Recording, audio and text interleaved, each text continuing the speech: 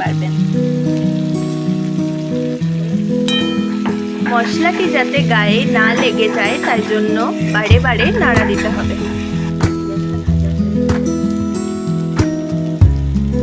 পেঁয়াজগুলি ভাজা ভাজা হয়ে গেছে, এবার চিকেনগুলো দিয়ে দিলাম।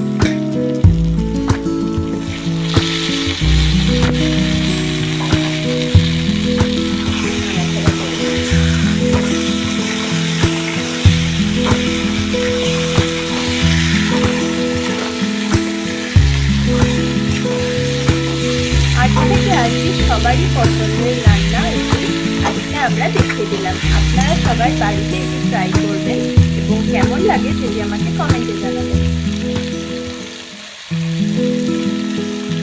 এবার আমরা আদা বাটা দিয়ে দিচ্ছি, সাথে কিছুটা পরিমাণে রসুন বাটা।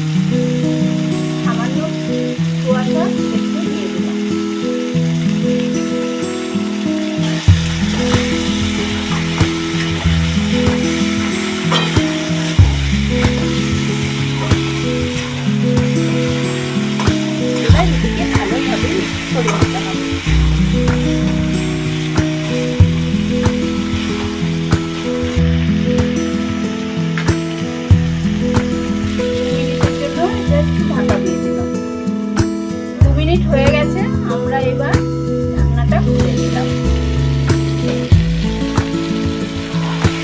খুব সুন্দর কালার এসছে।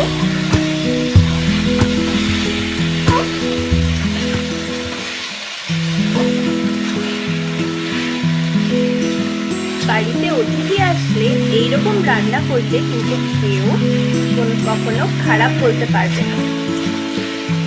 কম উপকরণে অত্যন্ত সুন্দর এই রান্নাটি আপনারা সবাই বাড়িতে ট্রাই করে দেখবেন।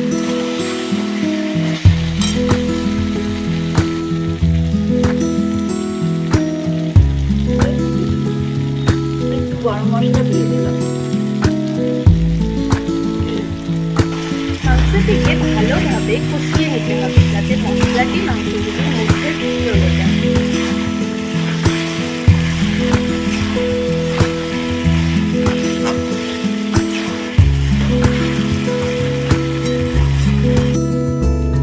কষানো হয়ে গেছে, একটু জল দিয়ে দিলাম।